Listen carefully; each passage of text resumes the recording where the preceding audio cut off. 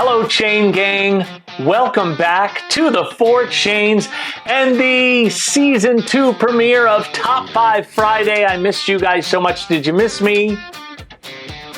No? More Mexico and Vegas videos with Angie? Yeah, I see that. That makes sense. But anyways, you're tuned into a very exciting season premiere because this is the most competitive top 5 list we have ever had. The top 5 worst Academy Award Best Picture decisions. This is so hard because there is so much competition for this. I really feel like winning Best Picture is the most tainted honor that you could possibly get other than the Rock and Roll Hall of Fame. Last year we did the Rock and Roll Hall of Fame worst decisions video, and as if you've seen it, you know that we put the blame on Jan Wenner because he uses his personal likes and dislikes and friendships and lack of friendships to make the nominee list and the winners list. And since we made that video, he has been removed from the decision-making process. So hopefully we're going to start to see some good things there. Now, in the Oscars' defense, they have said that they have made steps to correct this, correct the issue of these terrible Best Picture decisions. And the problem is that we have not had any great movies that if they were so good that if they didn't win Best Picture, it would be considered snubs. Just looking at recent nominees, I wrote it down here. 2018 was Green Book. Yep, there's a movie named Green Book. It won Best Picture. 2019 Parasite, that's a movie that I enjoyed and you probably did too, but do you really feel like that's a Best Picture quality? Same kind of thing with Nomadland. 2021 Coda won. Coda. Do you like Coda? Dude, last year was Everything, Everywhere, Every Time, Everybody, Everyone. Look at the nominees for that particular year. Like, I like that movie and I like Jamie Lee Curtis in it, but Best Picture? I mean, maybe so. It beat Elvis, the first movie ever to have a bad Tom Hanks performance. It beat Banshees of Inisherin. I'm Irish, and that movie was painful. Tar, she's like a conductor. Try watching that all the way through. Triangle of Sadness, just come on, just really bad stuff. This year, Oppenheimer, which I liked, is going to win, but just, you know, it's going to beat Barbie. Just not all that impressive. So please, make some movies that will test this theory. The theory that they have fixed is that in the past, their voters got increasingly old and were consistently white and kind of curmudgeonly.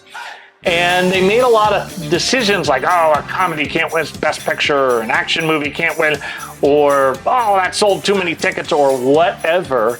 And, you know, there's a lot of types of movies that could win Best Picture. So they expanded the voting base. They expanded the nominee base. I guess they want people who think Top Gun was a great movie. It was okay. By the way, you can check out our video. My dad got in a fight with the person that they made the movie Top Gun about. Physical fight, and that's an interesting video, but you know, it has no chance of winning, so I don't really count that.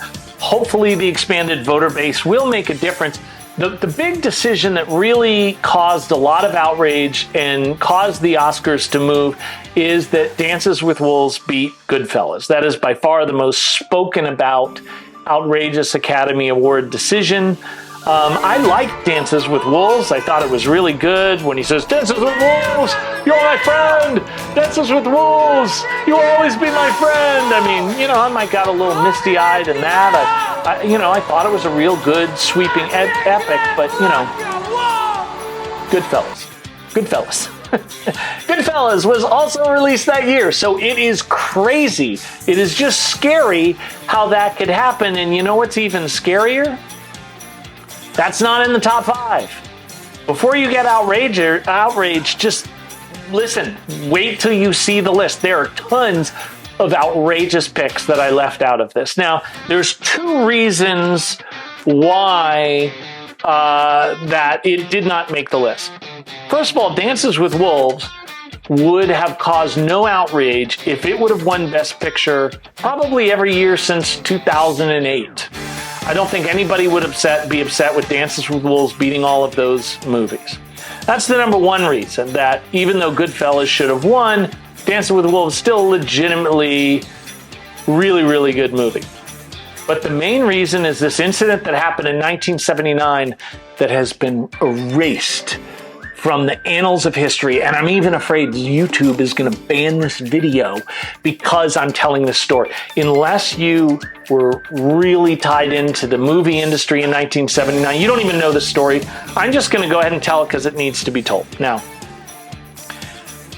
Italians were upset that The Godfather and Godfather 2 and all of the movies and TV shows that it spawned reflect really poorly on not just Italians, but more specifically Italian Americans. Now, I know some Italian Americans, if you've seen our Italy videos, we know a lot of Italians. Italians are actually our favorite people, so I have some sympathy for the notion, but not how they went about it. Apocalypse Now came out, Francis Ford Coppola's epic. Sure seems like that's the movie that had to win.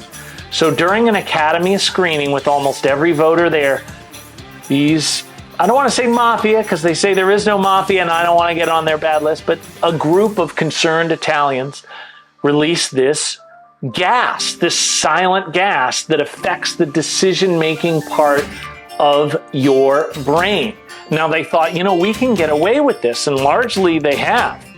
Because in 1979, yeah, Apocalypse Now should have won, but there was also All That Jazz, Breaking Away, Norma Ray, which was such a cultural milestone at the time, and my favorite movie of that year, which is Alien. They figured, well, one of those wins, maybe it doesn't deserve it, but the controversy will blow over really quick. Unfortunately, they released way too much gas, and the winner that year was Kramer versus Kramer. Now, you've never heard of this movie, but you should have. It won Best Picture. It's starring Dustin Hoffman and Meryl Streep. But Best Picture? What? So they obviously made a terrible decision, and then it was discovered that starting with Kramer versus Kramer until the gas wore off in 1986 when they selected Platoon, which was the right decision, it actually made Academy Award voters vote for the movie that made them fall asleep the fastest. Now, you think this is outrageous? No way! I don't agree with Coda winning, but falling asleep? Okay. I literally, now granted, I was a preteen and an early teen during this period of time, but I literally fell asleep in the movie theaters to every Best Picture winner, starting with Kramer versus Kramer, and then Ordinary People, Chariots of Fire, Gandhi, Terms of Endearment, Amadeus, and Out of Africa. Now, you may be telling yourself, well, I haven't seen any of those, so I can't judge. Okay. The reason you haven't seen them, I don't know. Maybe it's because there's just no demand to see these movies, or maybe they've been hidden because they don't want people to see the movies and go, hey, how did these movies win Best Picture? Did gangsters do something to cause this? I don't know. You judge for yourself. The last year, let's just take Out of Africa. I want to be clear. None of those years that those movies won was the situation. There were just no good movies. Take 1985. Let's talk about movies that Academy would never vote for that actually deserve it. Rambo and Rocky IV. Okay, so the Stallone vote gets split, but Back to the Future came out in 85. Has Back to the Future held up a little bit better in Out of Africa? And then The Color Purple, 13 nominations, somehow does not win. I wonder if the voting block had something to do with that. But here's the thing, that didn't make our top 5. In 1990, the best Shakespeare movie of all time was released, Henry V with Kenneth Branagh, but also Glory with Denzel Washington, and my favorite year of that movie of that year was Field of Dreams. Those lost to Driving Miss Daisy. Before you're outraged that Goodfellas didn't win, no, this is also not on the list. So I do want to acknowledge that from 1959 to 1976, you won't see any selections because actually all those picks are defensible. I mean, there was some controversy. Apparently the Jaws should have beat One Flew Over the Cuckoo's Nest, but honestly, in retrospect, there were no terrible picks compared to what we're going to talk about now, starting at number 5, which is 1977. Annie Hall won Best Picture instead of Star Wars. Now, Annie Hall's decent. I'd say it's the 4th or 5th best Woody Allen movie. And maybe now it could be the 3rd best. And keep in mind, back then, voters were not aware that he was going to marry his stepdaughter. But Star Wars, now, if you're young and you're watching this, actually, you're probably not because you've got a TikTok attention span. You've probably turned the video off. But if you haven't, you might be saying to yourself, Star Wars, that is the worst special effects. In 1977, those effects were unbelievable. Unbelievable. And the main thing is, ask yourself, if you're 30 years old or younger, have you ever been to a movie in the theaters and during the movie, the audience stood up and cheered during the movie? I've seen, past 30 years, I've probably seen I've seen some polite applause during the credits, but it's been a long time since I've seen people erupt in the middle of a movie. And maybe Rocky IV was the last time, or Karate Kid. That happened actually in Rocky III. Return of the Jedi, maybe that was the last. That was a situation that Star Wars created, which is that every time a character came on for the first time, they applauded. And when, spoiler alert coming, when Vader threw the Emperor over the bridge, it was bedlam inside a movie theater. But let's talk about Star Wars. It was the first time it happened. It was the moment at the end of the movie when Luke is trying to drop the Death Charge into the Death Star, depth charge, and Vader is behind him and he's got him locked in, and we'd seen 2 hours of every time a ship locked another ship in and shot it, it was blown out of the air. And right before Vader squeezes the trigger, Han Solo comes in and knocks him out of the air. And it was an emotional experience that I'm afraid half the people at least watching this will never get to experience. I'm not saying Star Wars is better than Godfather. I'm not saying it's better than Schindler's List or Goodfellas or whatever.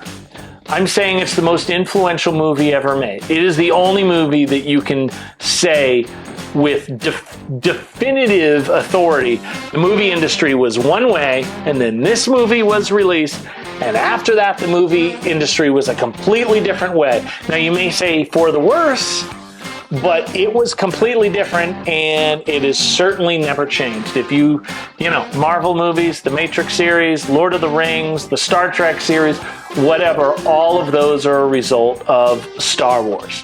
And Annie Hall, 3rd through 5th best Woody Allen movie, which you probably haven't seen much, and it's rarely on TV. There are 4 worse than this. Let's get to number 4. Steven Spielberg is clearly one of the greatest directors of all time. I recently saw a countdown of Spielberg's best movies, and, you might be surprised Schindler's List was not number 1. Number 1 was E.T. There's other ones I think you could argue should be ahead of that, but what makes E.T. unique is it's one of the very few movies in cinematic history where you can see it when you're young, and it's thoroughly enjoyable. Another example is like The Princess Bride, where it's thoroughly enjoyable on multiple levels. Funny, exciting, touching, etc., etc. And then you see the movie again as an adult, and those things are still true, but you're having a completely different experience in realizing what it's all about. For The Princess Bride, I loved everything when I saw that in theaters, except for the scenes at the beginning and the end with the grandfather and his grandson. I thought those were completely unnecessary. When you see it as an adult, those are the most touching scenes, and those are the most profound scenes. And of course, you realize, oh, this is actually what the movie's about. E.T., same kind of scenario. It was so suspenseful when he first discovers E.T., and then just so heartwarming and funny as the E.T. relationship starts with Elliot, and that scene where E.T.'s hiding in the in the stuffed animals. I mean, I laughed incredibly hard at that. And then, you know, when the government's chasing E.T., it's very exciting. And then when E.T. gets sick, it's heartbreaking. And of course, when he has to leave, it's very heartbreaking. And all those things were very moving. And then you see it later in life with your nephews, and you're like, how did I not realize this movie is about the trauma a child goes through when his parents get divorced? Like, how did I not see that? It's so obvious. It's so profound.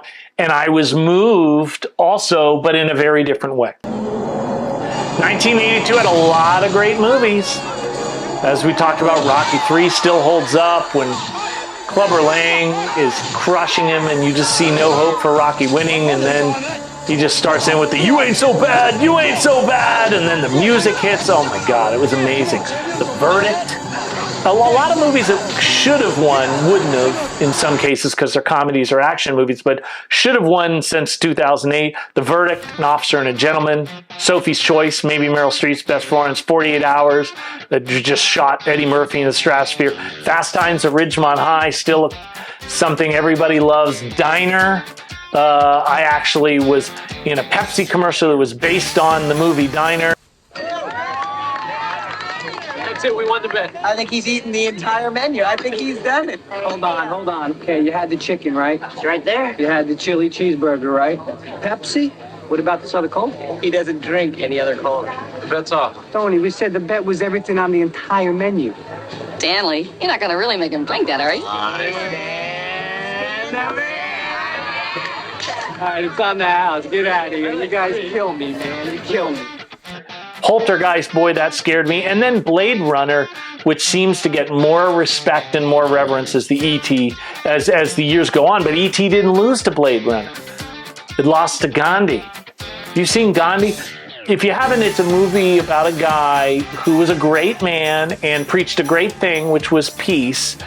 But it's about him deciding he's just like not going to eat, and what happens during his hunger strike. Great guy. Thumbs up Gandhi as a person. The movie's very difficult to stay awake from. And It Be E.T. Outrageous. Only old white people trying to make a point would vote for that. And there's worse.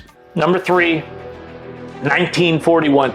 The Maltese Falcon with Humphrey Bogart. Kind of got a short straw because it's considered one of the 15, 20 best movies of all time still, and was considered a top 3 choice for many, many years, probably until the 70s.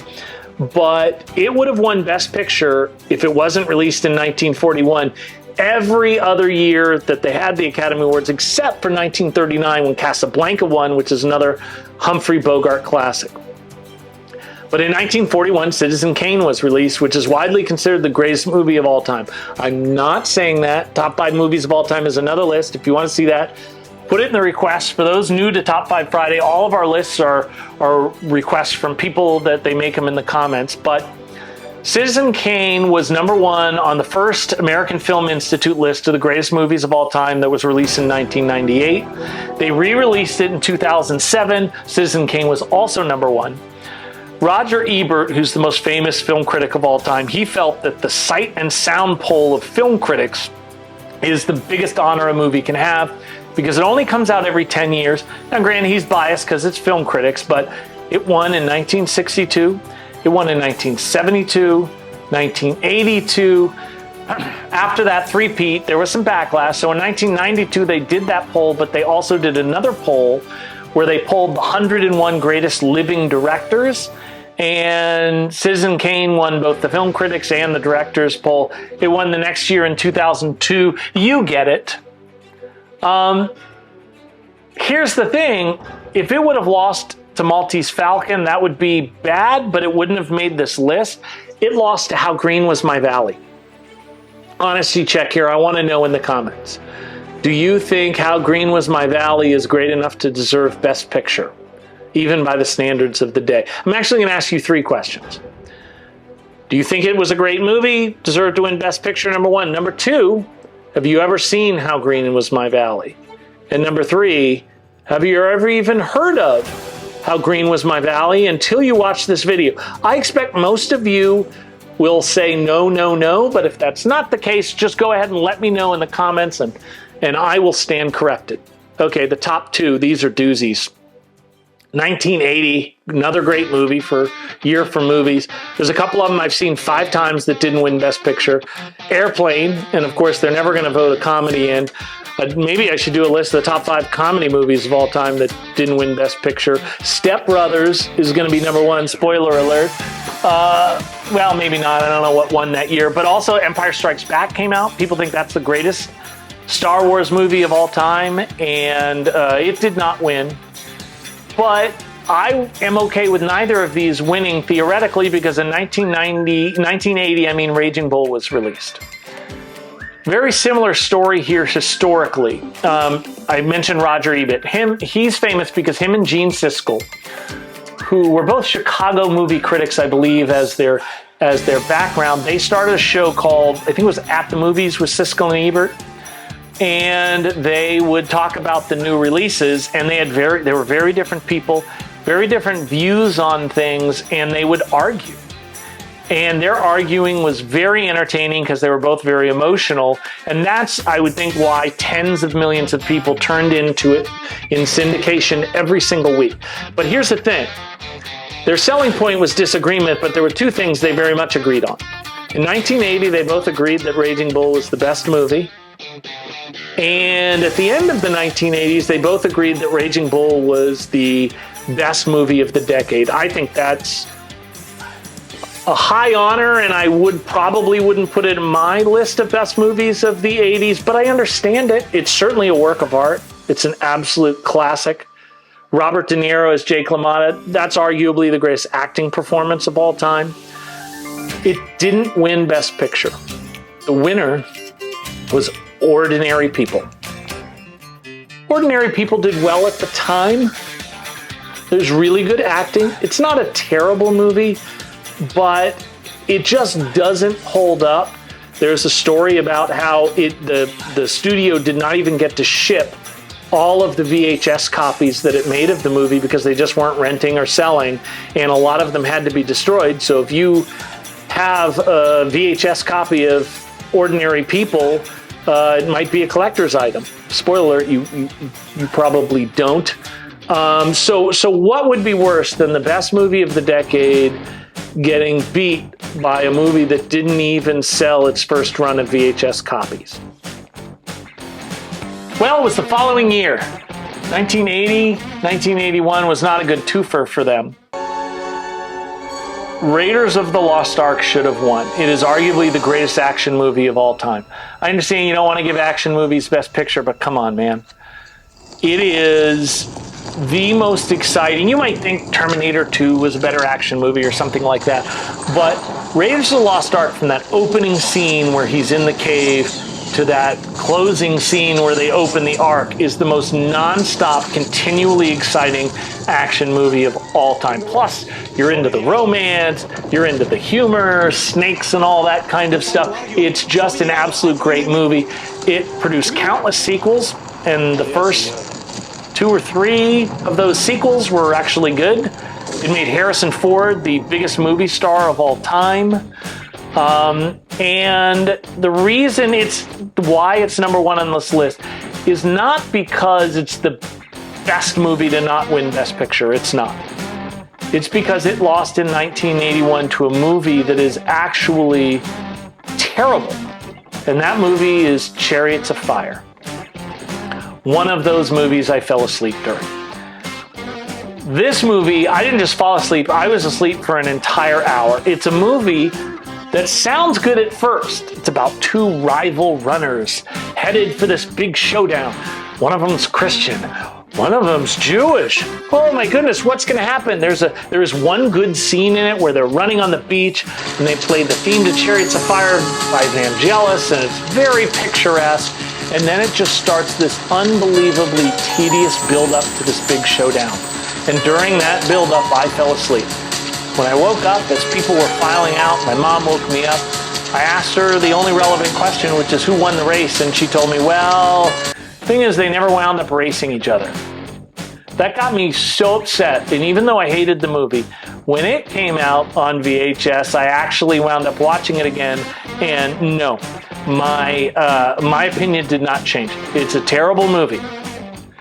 If you think that it is impossible for a movie not just to be boring, but terrible and win Best Picture, go ahead and stream Chariots of Fire after this. Oh, wait, you can't. It's not on any streaming service. I mean, I suppose it's on Amazon, but it's never been on a streaming service. It's on Amazon because every movie's on Amazon for $3.99. That's about $1,000 too much money to suffer through this and just indulgent, just pretentious snooze of a movie. So, wake up call, Hollywood. I don't want Hollywood to disappear the way I made Jan Wenner disappear. I just want you to make a great movie that deserves to win Best Picture, and then it does. Doesn't have to be Raiders of the Lost Ark great. Doesn't have to be Goodfellas great or E.T. great. It can be, you know, let's see here. Let's look at the Best Picture winners here. I mean, I like Gladiator. I don't know whether that's necessarily a great movie. Okay.